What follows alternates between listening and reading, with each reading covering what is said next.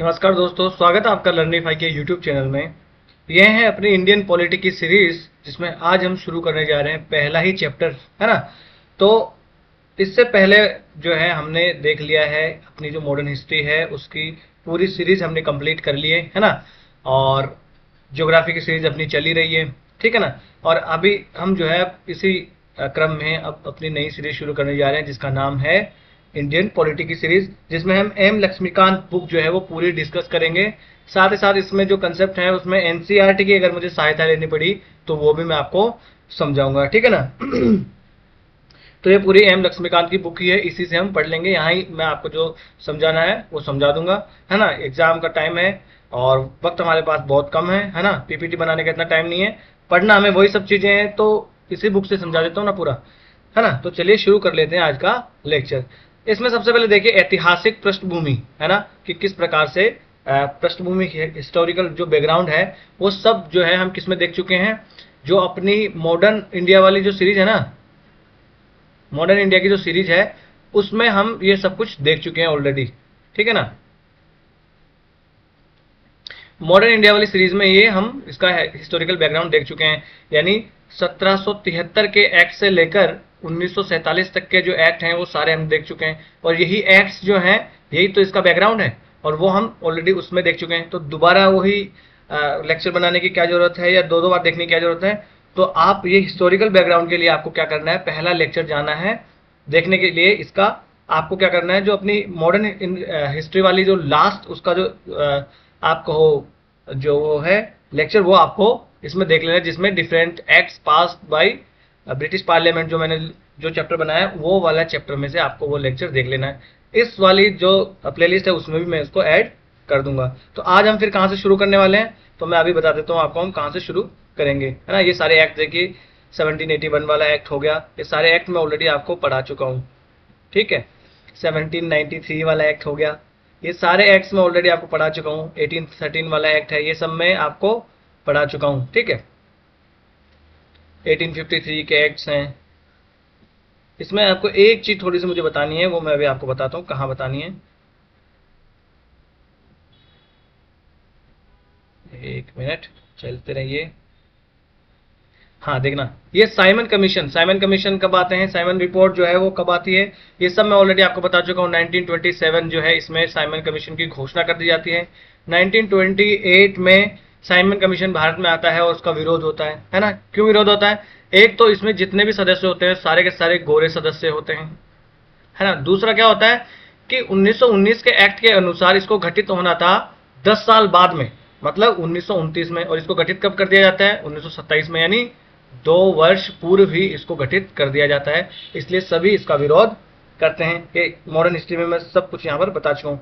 एक चीज जो मैं वहां बताना भूल गया था, या हो सकता है बताया भी हूँ, वो एक बार यहाँ और आपको जोर देके बता दे रहा हूँ कि इस आयोग ने क्या सिफारिशें की थी, है ना। तो 1929 में इस आयोग ने सिफारिशें क्या की थी। एक तो इसने कहा भाई जो द्वैत शासन प्रणाली चल रही है ना, जो 1919 में के एक्ट ने प्रांतों में द्वैत शासन प्रणाली चलाई थी, जिसमें हस्तांतरित और आरक्षित दो विषय हुआ करते थे, तो वो द्वैत शासन प्रणाली को जारी रखा जाए। साथ ही साथ राज्यों में जो सरकारें हैं उनका विस्तार कर दिया जाना चाहिए, और ब्रिटिश भारत के संघ की स्थापना कर दी जानी चाहिए, ऐसी बात ये कहते हैं ना। साथ ही साथ जो सांप्रदायिक निर्वाचन व्यवस्था लागू कर दी गई थी 1909 के एक्ट से ही, वो सारे जो है सांप्रदायिक निर्वाचन की व्यवस्था अभी भी लागू रहनी चाहिए। तो यूपीएससी पूछ सकती है कि निम्न में से साइमन कमीशन की सिफारिशें कौन कौन सी हुआ करती थी। तो आपको इन सब में से अगर देखा कि भाई द्वैत शासन प्रणाली के लिए तो बिल्कुल कहा था, राज्यों में सरकारों का विस्तार करना चाहिए तो बिल्कुल कहा था, भारत के संघ की स्थापना करनी चाहिए तो हाँ बिल्कुल कहा था, और सांप्रदायिक निर्वाचन व्यवस्था को जारी रखने की सिफारिश भी इसने की थी। ये वाली सिर्फ चीजें आपको याद रख लेना है। उसके बाद में देखो, इस आयोग की के प्रस्तावों पर विचार करने के लिए गोलमेज सम्मेलन बुलाए जाते हैं, 3, है ना। 3 कब कब, 1930 में बुलाया जाता है, 1931 में बुलाया जाता है, 1932 में बुलाए जाते हैं, है ना। 30 में भी कोई कांग्रेस का सदस्य नहीं जाता है, 32 वाले में भी नहीं जाता, 30 में मतलब दूसरे में जो है जाते हैं कांग्रेस की ओर से कौन, गांधी जी जाते हैं, और गांधी जी फिर वापस आ जाते हैं, है ना।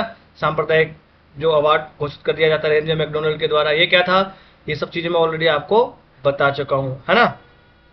ठीक है साहब। उसके बाद में भारत शासन अधिनियम 1935 हम पढ़ चुके हैं। ये आपको एक एक चीज को बहुत अच्छे से पढ़ना है, क्योंकि यहाँ से क्वेश्चन बनते हैं, और ऐसी चीज जिसमें आपको लगे कि मैं इसमें कंफ्यूज हो सकता हूं, वो वाली चीज तो आपको स्पेशली याद रखनी है, क्योंकि क्वेश्चन वहीं से गलती हो जाते हैं। ठीक है ना। ये 1947 का अधिनियम ये पढ़ चुके हैं पिछले लेक्चर्स में हम ऑलरेडी। आप देख लीजिए, यहां से हम देख लेते हैं कि 1946 में जो अंतरिम सरकार का गठन किया जाता है, लगभग सितंबर 1946 में शपथ लेते हैं।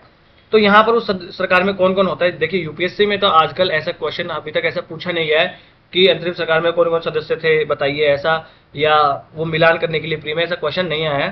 पर कोई स्टेट पीसीएस वगैरह में कोई पूछ ले तो हो सकता है आप एक बार आंखों के सामने से निकल जाए। तो देखो यहाँ पर जवाहरलाल नेहरू को परिषद का उपाध्यक्ष बना दिया जाता है, साथ ही साथ राष्ट्रमंडल और विदेशी मामले इन्हीं को सौंप दिए जाते हैं। देखो अभी तो उपाध्यक्ष इनको बनाया, तो अध्यक्ष कौन होगा, तो देखना अध्यक्ष अभी भी वायसराय ही है, अभी भी अध्यक्ष जो है वो वायसराय ही रहता है, और उपाध्यक्ष किसको बना दिया जाता है, जवाहरलाल नेहरू को। ये बात हो रही है अंतरिम सरकार की, है ना। फिर गृह विभाग, सूचना और प्रसारण मंत्रालय किसको दे दिया जाता है, सरदार वल्लभ भाई पटेल को। राजेंद्र प्रसाद को दे दिया जाता है खाद्य एवं कृषि, जो कि बाद में भारत के प्रथम राष्ट्रपति बनते हैं। जॉन मथाई को दे दिया जाता है उद्योग और नागरिक आपूर्ति विभाग। जगजीवन राम को दे दिया जाता है श्रम विभाग। सरदार बलदेव सिंह को दे दिया जाता है रक्षा। देखो याद कैसे रखोगे, बलदेव, रक्षा करने के लिए क्या चाहिए, बल चाहिए ना, तो बलदेव जो है उनको रक्षा विभाग दे दिया गया। CH भाभा को दे दिया गया कार्य, खान और ऊर्जा। लियाकत अली देखिए इनको दे दिया वित्त विभाग, और ये किससे संबंधित हुआ करते थे, मुस्लिम लीग। इनको वित्त देके बहुत गलत काम कर दिया, क्योंकि ये हर काम में अड़ंगा लगाते थे, क्योंकि ये मुस्लिम लीग से लिए हुआ करते थे लियाकत अली।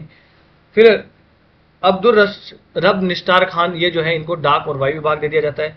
आसफ अली को रेलवे और परिवहन। सी राजगोपालाचारी को शिक्षा और एवं कला विभाग दे दिया जाता है। सी राजगोपालाचारी देखो, इन्होंने ही नमक कानून तोड़ा था, है ना, तंजौर तट पर, ये आपको याद रख लेना है। सी राजगोपालाचारी भारत के पहले, यानी पहले भारतीय आपको हो गवर्नर जनरल हुआ करते थे, है ना। जब तक भारत के राष्ट्रपति पद का गठन नहीं किया गया था, उससे पहले भारत में गवर्नर जनरल हुआ करते थे। लॉर्ड माउंटबेटन थे अपने पहले गवर्नर जनरल, है ना। मतलब वैसे तो लास्ट जो है वायसराय हुआ करते थे, बाद में वायसराय को गवर्नर जनरल का रूप दे दिया जाता है 1947 के अधिनियम के माध्यम से। तो वो बनते हैं, फिर हम किसको बनाते हैं, लॉर्ड माउंटबेटन को ही अपना गवर्नर जनरल हम मान लेते हैं, है ना। इन लॉर्ड माउंटबेटन के बाद में अपने गवर्नर जनरल अगले कौन बनते हैं, सी राजगोपालाचारी ही अपने गवर्नर जनरल बनते हैं। और इन गवर्नर जनरल के बाद में इनका पद हटाकर राष्ट्रपति का पद जो है वो क्रिएट कर दिया जाता है, और वो पहले राष्ट्रपति कौन होते हैं, राजेंद्र प्रसाद। आई चुंदरीगर को दे दिया जाता है वाणिज्य विभाग। गजनफर अली खान को दे दिया जाता है स्वास्थ्य, और जोगेंद्र नाथ मंडल को दे दिया जाता है विधि विभाग। यह है कौन सी सरकार, अंतरिम सरकार की बात हो रही है ना, है ना। और अंतरिम सरकार में वायसराय की कार्यकारी परिषद के सदस्य हुआ करते थे, और परिषद का मुखिया जो है, प्रमुख कौन बना रहता है, वायसराय ही बना रहता है। इसलिए तो जवाहरलाल नेहरू उसके उप प्रमुख होते हैं, है ना, परिषद का उपाध्यक्ष होते हैं। उसके बाद में स्वतंत्र भारत हो जाता है 1947 में, और 1947 में स्वतंत्रता प्राप्ति के बाद में पहला मंत्रिमंडल गठित कर लिया जाता है ना। इस पहले मंत्रिमंडल में जवाहरलाल नेहरू तो प्रधानमंत्री होते ही हैं, साथ ही साथ राष्ट्रमंडल, विदेशी मामले और वैज्ञानिक शोध से संबंधित चीजें नेहरू जी देखते हैं। गृह विभाग यानी होम मिनिस्ट्री, सूचना प्रसारण और राज्यों से संबंधित जो मामले हैं वो कौन देखते हैं, वल्लभ भाई पटेल। आगे चलकर हम जो समितियां पढ़ेंगे ना, तो राज्यों से संबंधित जो समितियां हैं वो इनके पास होती हैं, ठीक है। उसके बाद राजेंद्र प्रसाद है, डॉक्टर राजेंद्र प्रसाद, इनको खाद्य और कृषि विभाग दे दिया जाता है। अबुल कलाम आजाद को शिक्षा दे दी जाती है ना। अपने पहले शिक्षा मंत्री आजाद भारत के कौन होते हैं, अबुल कलाम आजाद ही हमारे पहले शिक्षा मंत्री होते हैं। जॉन मथाई हमारे रेलवे और परिवहन मंत्रालय मंत्री होते हैं। RK षणमुगम शेट्टी को वित्त मंत्रालय दे दिया जाता है। वहां पर देखना अंतरिम सरकार में कौन होते हैं, अंतरिम सरकार में कौन होता है, लियाकत अली। और लियाकत अली किससे होते हैं, मुस्लिम लीग से, और वो खूब अड़ंगा लगाते हैं। यहां पर देखो BR अम्बेडकर को विधि सदस्य यानी कानून मंत्री जो है अपने स्वतंत्र भारत के कौन होते हैं, BR अम्बेडकर। और ये तो कांग्रेस के सदस्य भी नहीं होते हैं, फिर भी देखना नेहरू जी और उस काल के जो कांग्रेस की जो लीडरशिप हुआ करती थी कितनी उदार हुआ करती थी कि ऐसी पार्टी से हुआ करते थे अम्बेडकर साहब, जिस पार्टी ने हमेशा कांग्रेस जो है से आपको की दूरियां बनाए रखी, उसका विरोध किया, परंतु फिर भी इनको जो है नेहरू जी ने अपने मंत्रिमंडल में मंत्री बनाया, क्योंकि इनको पता था कि भाई ये बहुत ही इंटेलिजेंट आदमी है, कानून का ज्ञाता इनसे ज्यादा बढ़िया उस काल में कोई हो ही नहीं सकता था। उस काल में देखो 2 व्यक्ति हुआ करते थे जिनके पास बहुत ज्यादा आप कहोगे बहुत ज्यादा पढ़े लिखे हुआ करते थे। एक थे बी आर अम्बेडकर और एक होते थे बी एन राव, है ना। ये जो है सबसे पढ़े लिखे हुआ करते थे और इन्हीं बी एन राव को बाद में अपना सलाहकार बनाया जाता है। किसका? संविधान सभा का सलाहकार इनको बी एन राव को बनाया जाता है। जगजीवन राम को श्रम मंत्री बना दिया जाता है। सरदार बलदेव सिंह को अभी भी देखना रक्षा विभाग ही दे दिया जाता है, क्योंकि इनसे ज्यादा बल किसी के पास नहीं था। यह है राजकुमारी अमृत कौर, इनको स्वास्थ्य विभाग दे दिया जाता है। सी एच भाभा को वाणिज्य विभाग, रफी अहमद किदवई को संचार विभाग, श्यामा प्रसाद मुखर्जी इनको देखना उद्योग और आपूर्ति विभाग। ये श्यामा प्रसाद मुखर्जी पहले होते हैं कांग्रेस में, बाद में कांग्रेस से जो है ये इस्तीफा दे देते हैं और अपना नया संगठन बना लेते हैं जनसंघ, है ना। और जनसंघ से ही बाद में आगे चल के जनता पार्टी बनती है और इसी जनता पार्टी से आगे चलकर भारतीय जनता पार्टी बनती है, जो जिसकी आज जो है केंद्र में सरकार है बीजेपी। तो यही करता धरता होते हैं, आप कहोगे यहां से इसकी जड़ें खोजी जा सकती हैं।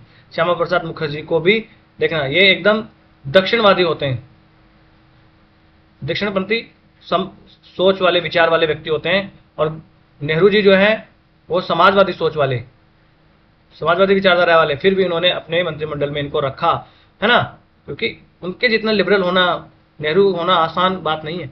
नरहर विष्णु गाडगिल को है वो कार्य खान और खनिज विभाग दे दिया जाता है इनको, ठीक है। ये हमने देख लिया कि आजाद भारत के जो है मंत्रिमंडल जो बनता है पहला, उसमें कौन कौन होता है। उसके बाद में आज का जो लेक्चर हमारा शुरू होने वाला वो यहां से होगा। संविधान का निर्माण जो है उसको हम देखेंगे कि संविधान का निर्माण किस प्रकार से होता है। देखना, हिस्टोरिकल बैकग्राउंड जो है, हिस्टोरिकल बैकग्राउंड को आपको क्या जाना है, क्या करना है, आपको अपनी जो मॉडर्न हिस्ट्री वाली जो है लेक्चर सीरीज उसमें जाना है। लास्ट के सेकंड लास्ट वाला शायद से एक लेक्चर होगा और एक लास्ट वाला लेक्चर होगा, उनमें 1947 वाला एक्ट और साथ ही साथ 1773 से लेकर 1935 तक के एक्ट जो है मैंने एक लेक्चर में बना रखे हैं और एक दूसरे लेक्चर में 1947 का एक्ट मैंने बता रखा है ना। तो आप जाके सर्च कर लेना, different acts pass by British parliament, ये वाला आप देख लेना, है ना, मॉडर्न हिस्ट्री वाली प्लेलिस्ट में ही है। उसके बाद में ये वाला यहाँ से ये वाला लेक्चर देखना, तो पूरी कंटिन्यूटी जो है आपके यहाँ बन जाएगी, ठीक है ना। अब देखते हैं संविधान का निर्माण किस प्रकार से संविधान का निर्माण होता है। तो सबसे पहले तो संविधान सभा की मांग कब की गई थी? तो सबसे पहले संविधान सभा की मांग की जाती है 1934 ईस्वी में। तो कौन करता है संविधान सभा की मांग? एम एन रॉय करते हैं। कौन करते हैं? M N Roy. M N Roy कौन होते हैं? तो भारत में ये वामपंथी आंदोलन के बहुत बड़े नेता होते हैं। आपने कम्युनिस्ट पार्टी ऑफ इंडिया का नाम सुना है? तो वो कम्युनिस्ट पार्टी ऑफ इंडिया जो है वो इन्होंने ही बनाई थी। किन्होंने? एम एन रॉय ने ही कम्युनिस्ट पार्टी ऑफ इंडिया का गठन किया था, ठीक है ना। हाँ जी, तो हम देख रहे थे कि सबसे पहले संविधान सभा की मांग किसने की थी। तो सबसे पहले संविधान सभा की मांग की जाती है एम एन रॉय के द्वारा। कब? तो 1934 में। ये फैक्ट जो है आपको याद रखना है, ऐसा फैक्ट यूपीएससी पूछ लेती है आजकल। यूपीएससी को बहुत चुल मची है आजकल फैक्ट पूछने की। एम एन रॉय कौन हुआ करते थे? तो ये वामपंथी आंदोलन के सबसे बड़े नेता हुआ करते थे। मैंने आपको बताया, आपने सीपीआई पार्टी का नाम सुना होगा, कम्युनिस्ट पार्टी ऑफ इंडिया। इसका गठन किसने किया था? इन्हीं एम एन रॉय ने ही इस पार्टी का गठन किया था, कम्युनिस्ट पार्टी ऑफ इंडिया का, है ना। 1935 में उसके बाद में कांग्रेस पहली बार भारत में संविधान के निर्माण की मांग रखती है आधिकारिक रूप से। कैसे? तो आधिकारिक रूप से 1935 में भारतीय राष्ट्रीय कांग्रेस जो है पहली बार संविधान सभा के गठन की मांग रखती है। कल को यूपीएससी कह देगी कि संविधान सभा की मांग सबसे पहले जो है कांग्रेस ने रखी 1909 ईस्वी में, 1919 ईस्वी में, तो आप गलत बता देना उस चीज को कि नहीं, सबसे पहले आधिकारिक रूप से 1935 में मांग रखी थी। और सबसे पहले किसने रखी थी? तो एम एन रॉय साहब ने रखी थी। उसके बाद में 1938 ईस्वी में पंडित जवाहरलाल नेहरू घोषणा कर देते हैं कांग्रेस की ओर से कि भाई स्वतंत्र भारत में संविधान का निर्माण होगा और उस संविधान का निर्माण होगा एक संविधान सभा के द्वारा। तो भाई उस संविधान सभा में तो जो व्यक्ति चुन के आएंगे उनको कौन चुनेगा? तो भाई वो चुने जाएंगे वयस्क मताधिकार के आधार पर। वयस्क मताधिकार मतलब आज जैसा अपने यहाँ वयस्क मताधिकार है ना, सार्वभौमिक वयस्क मताधिकार, उसके आधार पर चुने जाएंगे। परंतु वास्तविकता में क्या वयस्क मताधिकार पर चुनी गई है अपनी संविधान सभा? नहीं चुनी गई है। कैसे चुनी गई है? अप्रत्यक्ष रूप से चुनी गई है। किसने चुना है? तो जो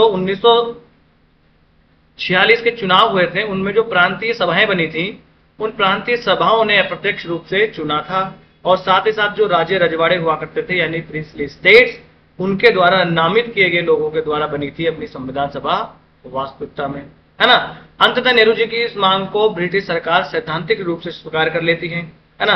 अगस्त प्रस्ताव आता है 1940 ईस्वी में, मैंने ऑलरेडी आपको बता दिया है, हिस्ट्री में मैंने पढ़ा दिया है। अगस्त प्रस्ताव में क्या होता है, इस अगस्त प्रस्ताव में भी ये बात रखी जाती है कि भाई जो विश्व युद्ध समाप्त हो जाएगा, उस विश्व युद्ध के समाप्त होने के बाद में एक संविधान सभा बनाई जाएगी भारतीय लोगों के द्वारा, और वो भारत के लोगों का संविधान बनाएगी, है ना। हालांकि बाद में इसको स्वीकार नहीं किया जाता है अगस्त प्रस्ताव को। उसके बाद 1942 में क्रिप्स मिशन आता है, सर स्टेफर्ड क्रिप्स की अध्यक्षता में।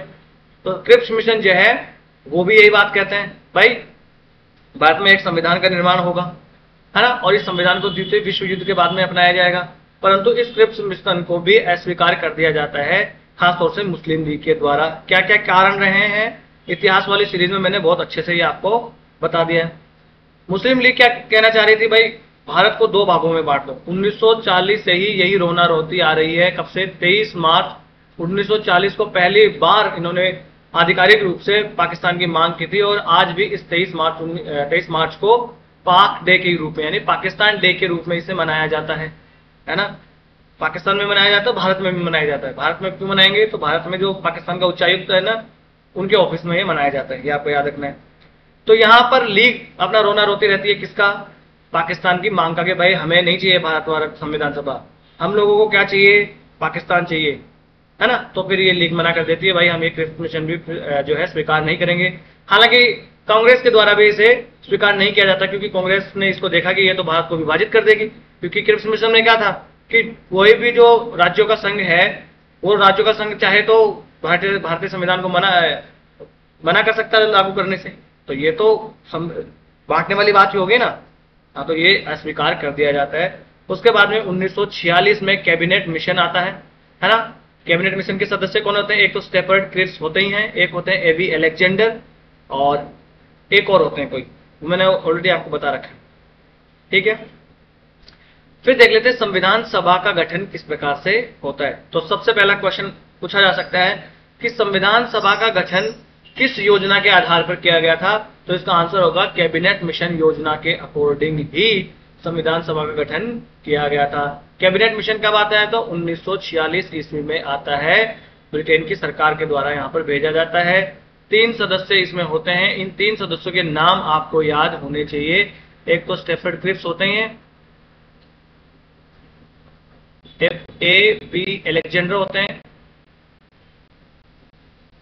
एक होते हैं उसका नाम अभी मुझे याद नहीं आ रहा, ठीक है ना, अभी आएगा तो बता दूंगा आपको। उसके बाद में देखिए तो संविधान सभा जो है उसमें सदस्य कितने होंगे, तो इसमें सदस्य होने थे 389 सदस्य संविधान सभा में होने थे। अब इन 389 सदस्यों में कुछ तो ब्रिटिश भारत के होने थे, यानी जहां पर ब्रिटिशर्स का सीधा सीधा राज था, और कुछ सीटें जो है वो देसी रियासतों से भी होनी थी, जहां पर प्रिंसली स्टेट यानी राज्य रजवाड़े हुआ करते थे, है ना। तो 296 जो सीटें हैं वो होनी थी ब्रिटिश भारत से। इनमें से 292 सीटें तो जो सीधे सीधे आप कहो कि गवर्नर के प्रांत है वहां से होनी थी, और 4 सीटें कहां से होनी थी, तो उनमें से 4 सीटें आयुक्तों के प्रांत हुआ करते थे, यानी कमिश्नरी हुआ करते थे। उन कमिश्नरी से 4 सदस्य होने थे। इस प्रकार मिलाकर 296 सदस्य ब्रिटिश भारत से हो गए, 93 सदस्य देशी रियासतों से हो गए। इस प्रकार टोटल कितने 389 सदस्य जो है वो इस संविधान सभा में होने थे, ठीक है साहब। अब देखिए जितनी भी देशी रियासतें हैं, छोटे राज्यों के मामले, राज्यों का कोई समूह, जैसे कोई तो जो रियासतें हुआ करती थी बहुत बड़ी बड़ी हुआ करती थी, जैसे मेवाड़ रियासत जो है वो बहुत बड़ी है ना। मैसूर रियासत जो है वो बहुत बड़ी है। परंतु कुछ ऐसी छोटी छोटी रियासतें भी हुआ करती थी कि पता लगे कि कुल रियासत की जनसंख्या ही जो है वो 36 है। इस प्रकार से यानी किसी ने एक अपने परिवार को ही रियासत घोषित कर दिया कि हम भैया राजा हैं, ऐसा तो कल को हम भी घोषित कर सकते हैं, हमारे भी महाराज हैं धर्मेंद्र बाहुबली, इस प्रकार से हम भी एक रियासत घोषित कर सकते हैं, ठीक है ना। परंतु ये बात कहेगी भाई जो बड़ी रियासत है वो तो अपनी रियासत में से खुद नामित कर देंगी। अरे मान लीजिए कोई छोटी छोटी रियासत हैं तो 2-3 रियासत मिल जाएंगी और लगभग 10 लाख लोगों पर एक सीट चुनी जाएगी। कितने लोगों पर, 10 लाख लोगों पर। ये आपको याद रख लेना है कि लगभग 10 लाख लोगों पर एक सीट जो है आपकी चुनी जाएगी, कहां पर, संविधान सभा में। ठीक है। अब ब्रिटिश प्रांत में जितनी भी सीटें थी उनका आवंटन 3 मुख्य मुख्य समुदायों में किया जाएगा। कौन से समुदाय? एक मुस्लिम समुदाय, एक सिख समुदाय, एक समुदाय सामान्य समुदाय। यानी जो मुस्लिम और सिख नहीं है वो सारे सामान्य, जैन हो गया, बौद्ध हो गया, ये सब क्या हो गए, ये सब के सब हो गए सामान्य। तो एक मुस्लिम, सिख और सामान्य समुदाय को अपनी इनके जो जनसंख्या है उसके अनुपात में वहां पर सीटों का आवंटन किया जाएगा। कहां पर? संविधान सभा में। ठीक है साहब। और जो भी समुदाय है उस समुदाय के प्रतिनिधियों का चुनाव कौन करेगा? तो प्रांतीय असेंबली करेगी। और प्रांतीय असेंबली में भी उस समुदाय के जो सदस्य हैं वो सदस्य जो है उन समुदाय के सदस्यों का चयन करेंगे। जैसे प्रांतीय असेंबली में मुस्लिम है, मुस्लिम सदस्य हैं, तो ये प्रांतीय असेंबली वाले मुस्लिम सदस्य को चुनेंगे और वो जाएगा संविधान सभा में। कहां जाएगा? संविधान सभा में। ठीक है ना। किस माध्यम से, किस प्रकार के चुनाव के माध्यम से जाएगा? तो अप्रत्यक्ष चुनाव। कैसा अप्रत्यक्ष चुनाव? तो एकल संक्रमणीय मत पद्धति का आनुपातिक प्रतिनिधित्व, जो मत पद्धति होती है ना, उसके हिसाब से वो जाएंगे संविधान सभा में। जब राष्ट्रपति का हम चुनाव पढ़ रहे होंगे ना, तब इस एकल संक्रमणीय मत पद्धति को हम आराम से डिस्कस करेंगे बड़े फुर्सत के साथ में। अभी आप समझो कि ये एक अप्रत्यक्ष चुनाव की पद्धति है ना। क्योंकि यूपीएससी में अगर कोड वर्ड आएगा तो वही आएगा कि अप्रत्यक्ष रूप से चुनी गई थी संविधान सभा, तो हाँ अप्रत्यक्ष रूप से चुनी गई थी। ठीक है साहब। अब देखो देशी रियासतों के प्रतिनिधियों को कौन चुनेगा? तो देशी रियासतों के जो प्रतिनिधि होंगे उनको चुनेगा देशी रियासतों का जो प्रमुख होगा, यानी वहां का जो राजा या रानी जो भी होंगे वो चुनेंगे उन देशी रियासतों के राजाओं के, देशी रियासतों के प्रतिनिधियों को। ठीक है ना। इस प्रकार से अपनी जो संविधान सभा हुई वो आंशिक रूप से तो चुनी हुई संविधान सभा हुई। कैसे भाई? जो प्रांतों से चुने हुए आए वो तो चुने हुए है ना, हालांकि है अप्रत्यक्ष रूप से, अप्रत्यक्ष रूप से चुने। जैसे आज राज्यसभा है तो राज्यसभा में कैसे सदस्य आते हैं? अप्रत्यक्ष रूप से आते हैं, पर है तो चुने हुए। तो आंशिक रूप से तो ये चुनी हुई हो गई। चुने कहां से गए? तो प्रांतों से। और आंशिक रूप से ये नामांकित होगी, तो नामांकित कहां से गए, कहां से किए गए? तो जो रजवाड़े हुआ करते थे, जो रियासतें हुआ करती थी, उन रियासतों से ये आंशिक रूप से चुनी हुई जो है एक निकाय होगी, है ना। इसके साथ ही साथ कुछ सदस्यों का चुनाव अप्रत्यक्ष रूप से प्रांतीय व्यवस्थापिका के सदस्यों के द्वारा भी किया जाना था, है ना। कैसे? तो एक सीमित चुनाव के मताधिकार के आधार पर, यानी सब लोगों को मताधिकार का अधिकार यहां पर नहीं दिया गया था। ठीक है। संविधान सभा के लिए जो चुनाव हुए वो हुए जुलाई अगस्त 1946 ईस्वी में। और ब्रिटिश भारत के लिए आवंटित कितनी सीटें थी? तो 296 सीटें, 292 प्लस 4 कमिश्नरी वाले जो सेट हुआ करते थे यहां से। इनमें से कांग्रेस को मिल गई 208 सीटें। भाई जो प्रांतीय जो सभाएं हुआ करती थी वहां पर तो कांग्रेस की सरकार हुआ करती थी ज्यादातर राज्यों में, तो कांग्रेस को सीधा सीधा है भाई, कांग्रेस को ज्यादा सदस्य मिलेंगे। अब मुस्लिम लीग की सरकार भी कहीं कहीं हुआ करती थी, तो मुस्लिम लीग को भी 73 सीटें संविधान सभा में मिल जाती हैं। और जो छोटे मोटे समूह होते हैं और जो इंडिपेंडेंट लड़ते हैं निर्दलीय, उनको 15 सीटें मिल जाती हैं, है ना। और देशी रियासतों की जो 93 सीटें हैं वो अभी तक भर नहीं पाती है, क्योंकि कोई भी राजा, जो राजा रजवाड़े अब तक होते हैं, वो अपनी सत्ता छोड़ने को तैयार नहीं होते। भाई आज आप कहीं के राजा हो, आपको छोड़ने के लिए बोलते छोड़ दो और आप जो है लोकतांत्रिक पद्धति अपना लो, संविधान अपना लो और लोकतंत्र घोषित कर दो, तो आप कर दोगे? नहीं, कोई भी अपनी सत्ता नहीं छोड़ना चाहेगा। घर में सास बहू में लड़ाई किस लिए होती है कि सास अपनी सत्ता नहीं छोड़नी चाहती। एक सास अपनी सत्ता नहीं छोड़ना चाहती है तो राजा है एक रियासत के। तो ये लोग जो है यहाँ पर पहले पहले आते नहीं है संविधान सभा में कि भाई हमें नहीं चाहिए संविधान सभा। ब्रिटिश सरकार का जो एक्ट है वो ये कहता है कि आप चाहो तो जो है आप स्वतंत्र भी रह सकते हो, तो हम तो रहेंगे स्वतंत्र। ठीक है ना। इस प्रकार से ये 93 सीटें जो है भर नहीं पाती है पहले पहले, परंतु बाद में जो है सरदार साहब सबको जो है थोड़ा सा टाइट करके और ले आते हैं सब। ठीक है। अब देखिए जो संविधान सभा होती है इसका चुनाव वयस्क मतदाताओं के द्वारा होता है, परंतु वो प्रत्यक्ष रूप से नहीं हुआ था। कल को पूछे कि वयस्क मतदाताओं द्वारा नहीं हुआ था, तो गलत बात। हुआ तो वयस्क मतदाताओं के द्वारा ही था, परंतु वो प्रत्यक्ष रूप से नहीं हुआ था। किस प्रकार से हुआ था? प्रत्यक्ष रूप से। किसने चुना था? प्रांतीय जो असेंबलीज हुआ करती थी उन्होंने चुना था। अब देखिए इस विधानसभा में सभी जो भी उस काल के जो समुदाय हुआ करते थे उन सब समुदायों का यहाँ पर लगभग लगभग सब समुदायों का यहाँ पर प्रतिनिधित्व होता है, हिंदुओं का, मुसलमानों का, सिख का, पारसी, जो आंग्ल भारतीय होते हैं, एंग्लो इंडियंस, भारतीय ईसाई होते हैं, अनुसूचित जाति, अनुसूचित जनजाति, सबको यहाँ पर प्रतिनिधित्व मिल जाता है। यहाँ तक कि इसमें महिलाओं को भी शामिल किया जाता है। अगर उस काल के बड़े बड़े नेताओं में हम गांधी जी को, और एक नाम यहाँ पर नहीं लिख रखा है, वो है जिन्ना साहब, मोहम्मद अली जिन्ना। ये दो सदस्य जो है वो, ये दो लोग जो है बड़े बड़े, ये उस काल में संविधान सभा में सदस्य नहीं होते हैं। तो ऐसे क्वेश्चन देखो यूपीएससी में तो शायद नहीं पूछे जाए, परंतु जो स्टेट पीसीएस वगैरह होती है उसमें पूछा जा सकता है। तो आपको लगेगा यार गांधी जी तो इतने बड़े नेता है, वो तो होंगे होंगे।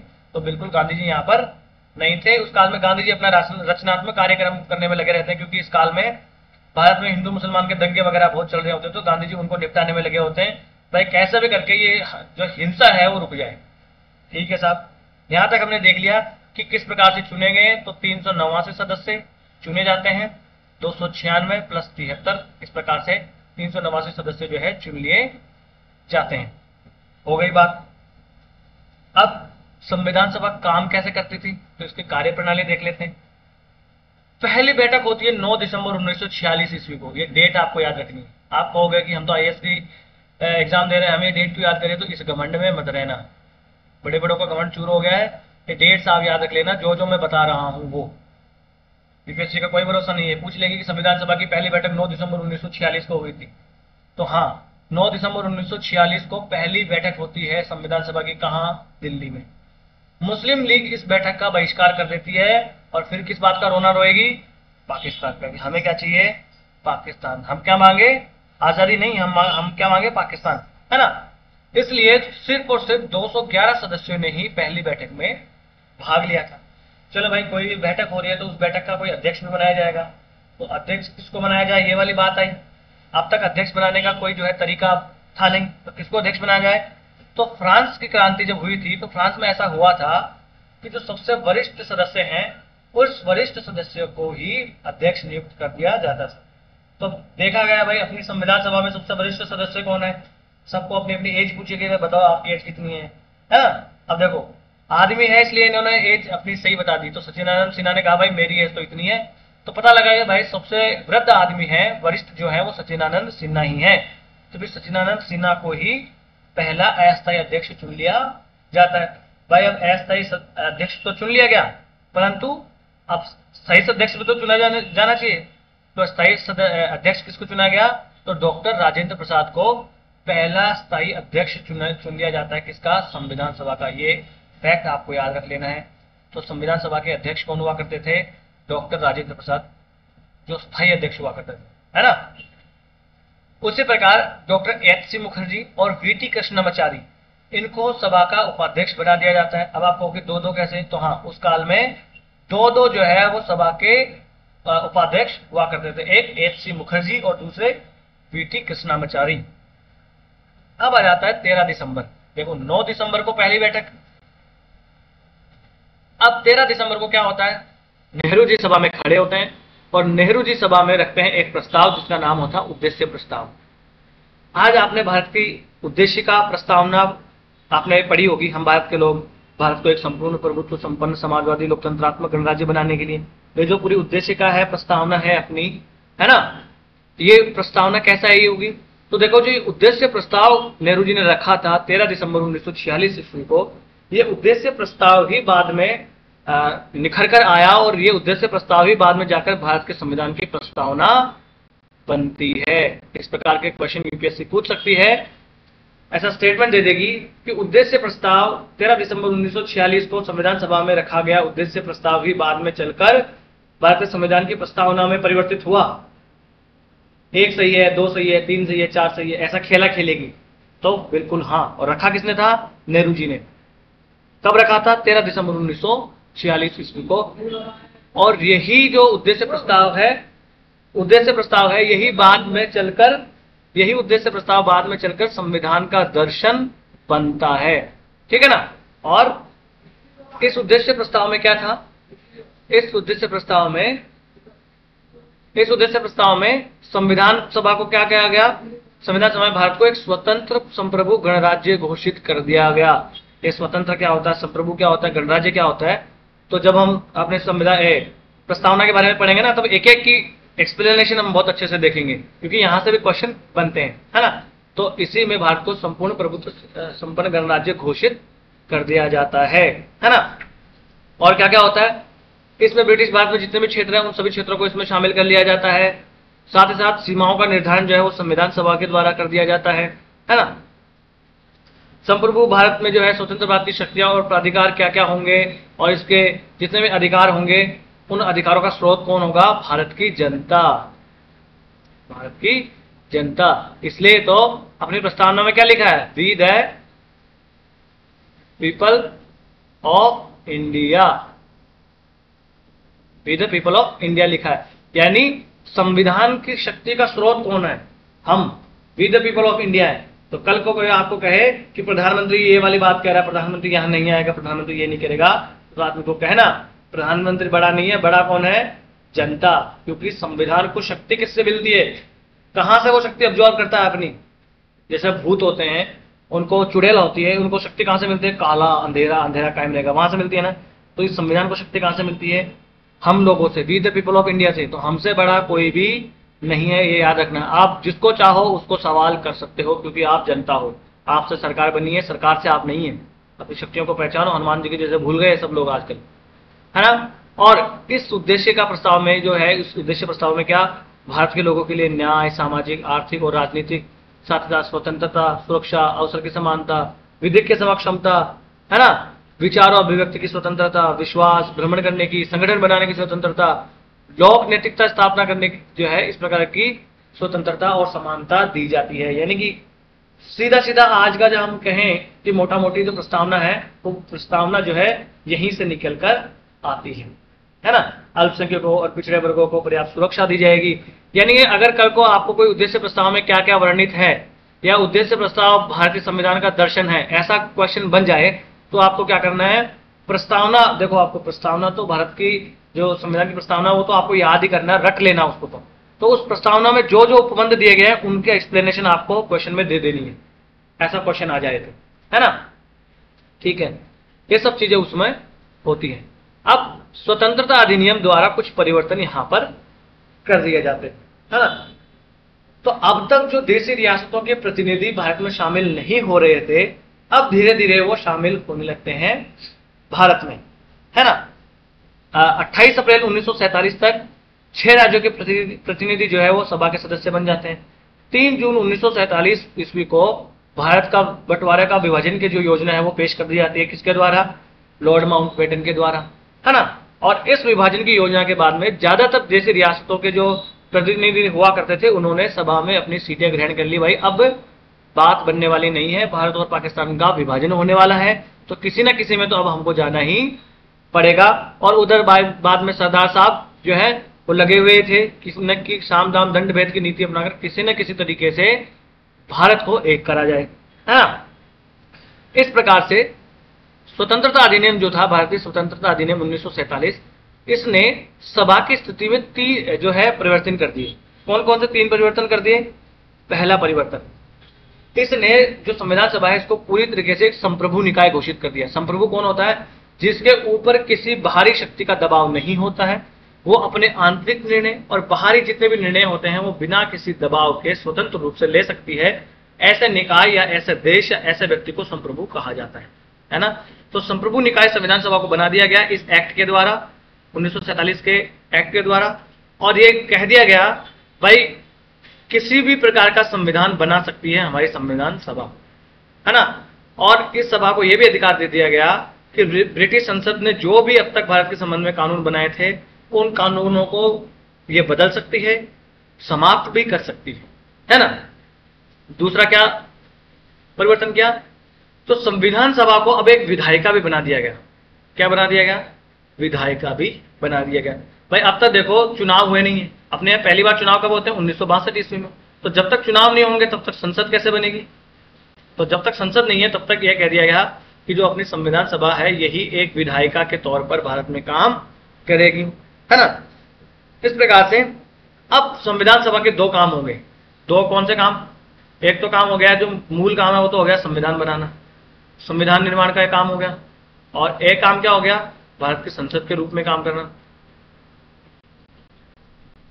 भाई संसद के रूप में काम करके भी तो कुछ कानून बनाए जाते हैं ना, सारे कानून संवैधानिक कानून थोड़े होते हैं, कुछ तो ऐसे भी होते हैं जो संविधान संसद बनाती है।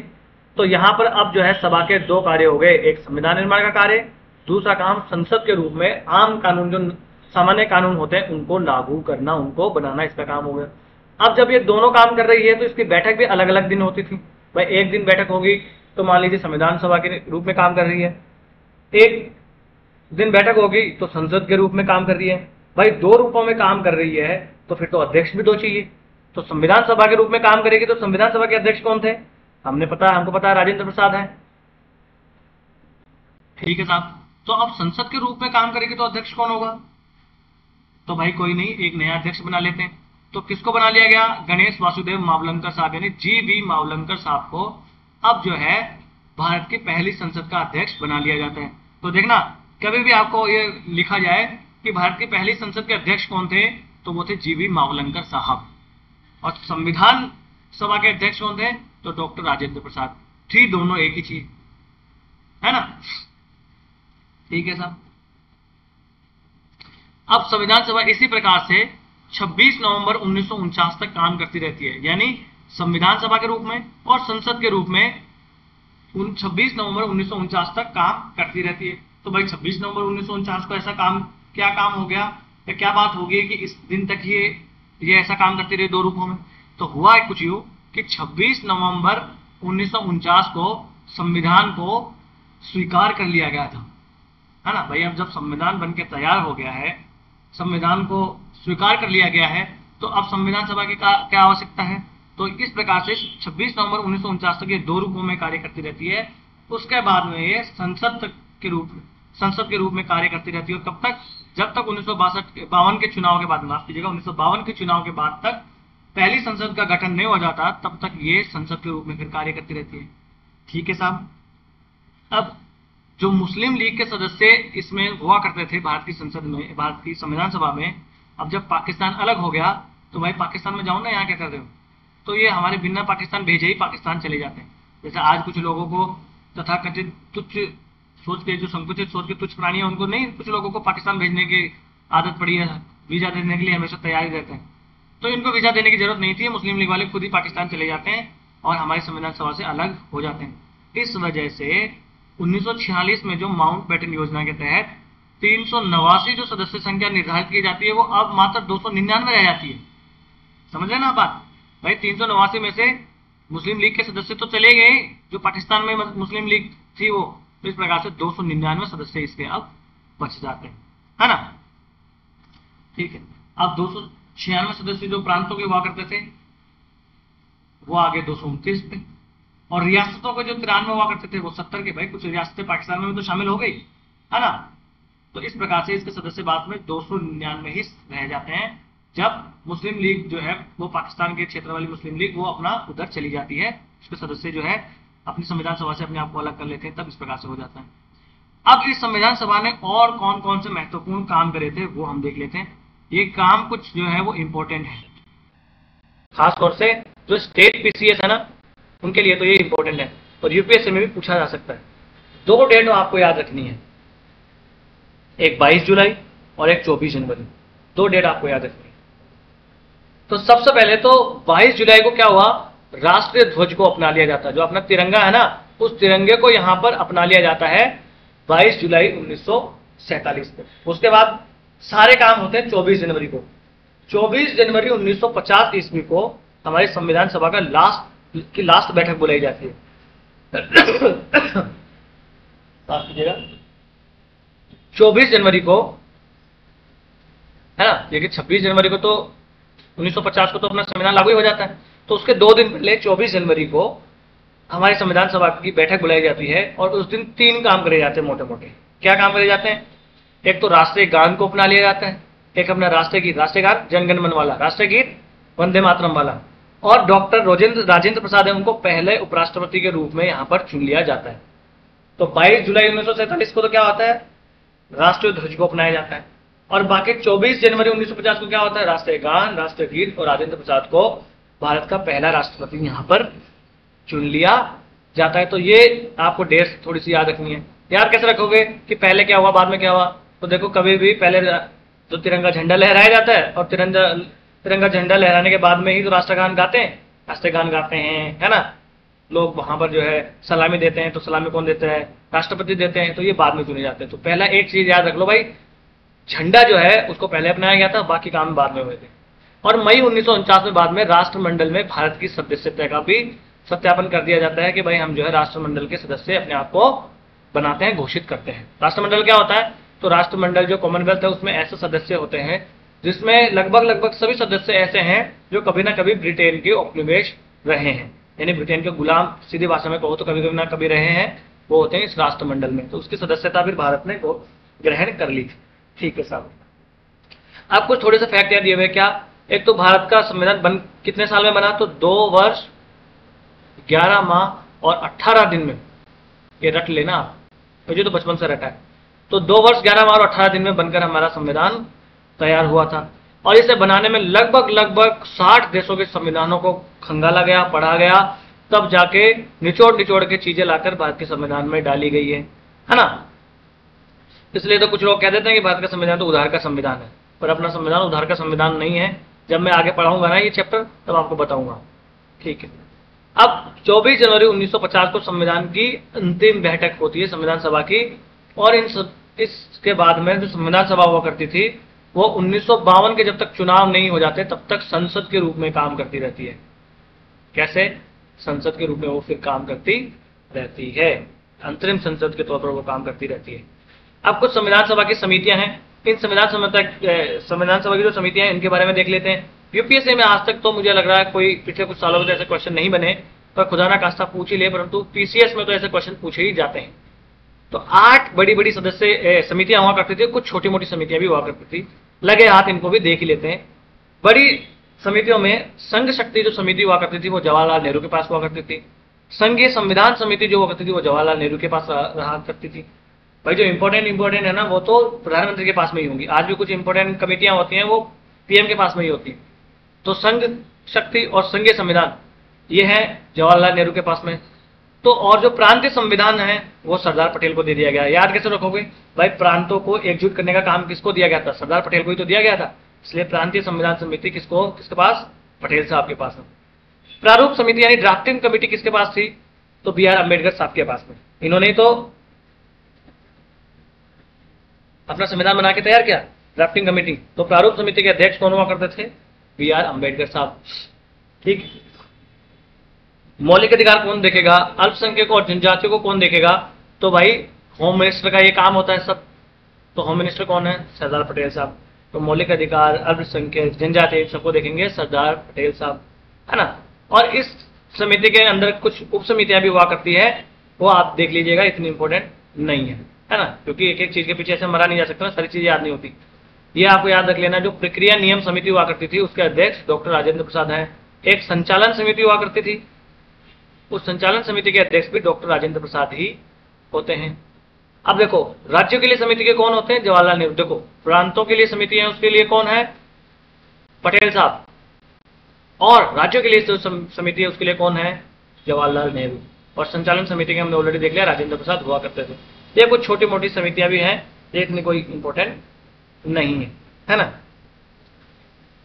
तो आराम से आप, मैंने ये अपने टेलीग्राम चैनल पर ये पूरी बुक मैंने प्रोवाइड करवा दी है, तो आपके पास अगर लक्ष्मी क्रांति बुक नहीं है तो यहाँ से जाके आप पढ़ लेना। अब यहाँ पर आपको याद रखना है ये प्रारूप समिति। तो इस प्रारूप समिति का अध्यक्ष कौन हुआ करता था? बी आर अम्बेडकर साहब इसके अध्यक्ष हुआ करते थे। 29 अगस्त 1947 को इसको गठित कर दिया जाता है कि आप है ना वो संविधान का प्रारूप तैयार करो। इस समिति के 7 सदस्य होते हैं। ये 7 सदस्य आपको याद रखने हैं। याद रखने की एक तरकीब है, क्योंकि ये ज्यादा से ज्यादा पूछा जाएगा तो प्री में। और वो याद कैसे रखोगे? इस समिति के जितने भी अध्यक्ष हैं उनका नाम कृष्ण भगवान के नाम पर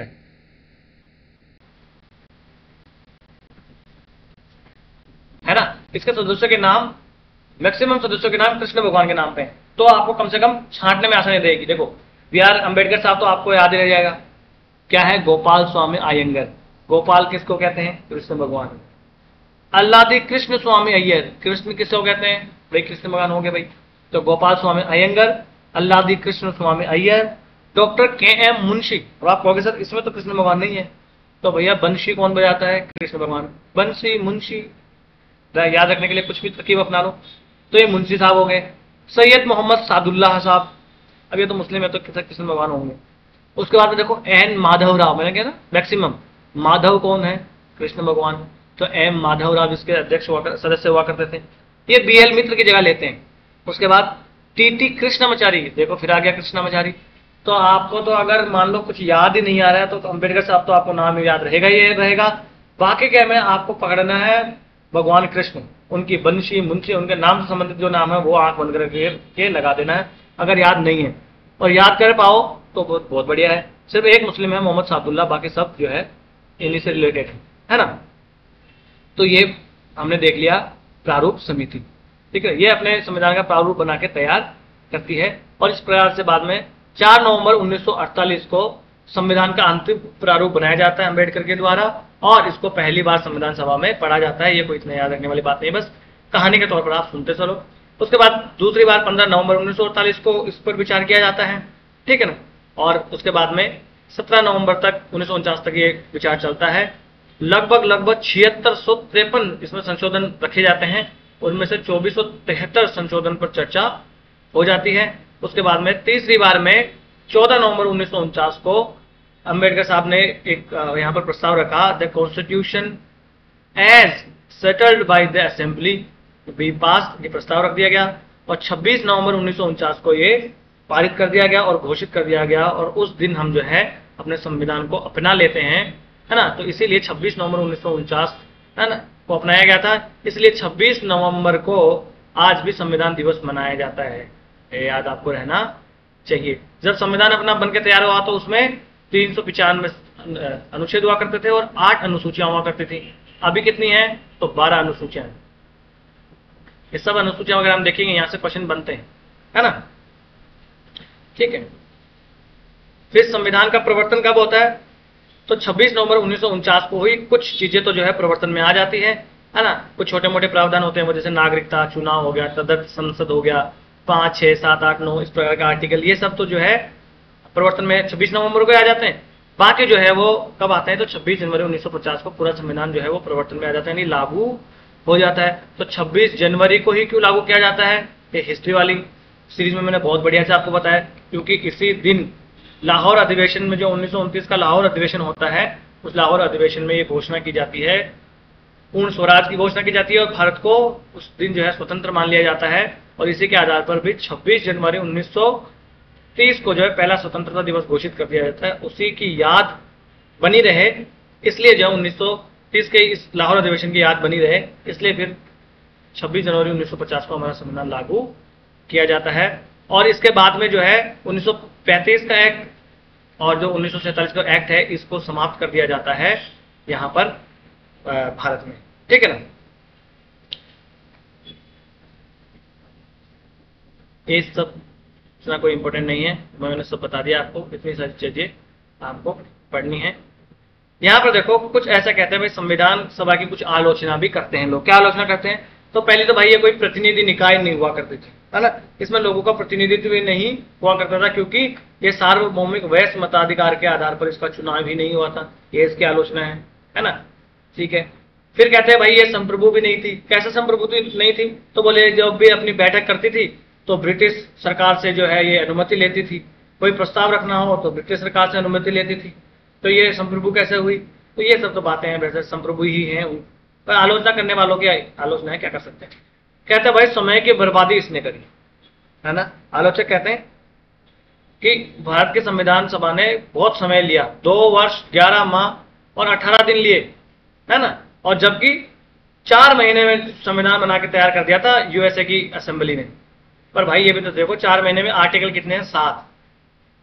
यूएसए के संविधान में कुल मिलाकर आर्टिकल 7 ही हैं और भारत में कितने हैं? 395। तो इस हिसाब से भी जोड़ लो यार, भारत में टाइम तो ज्यादा लगेगा।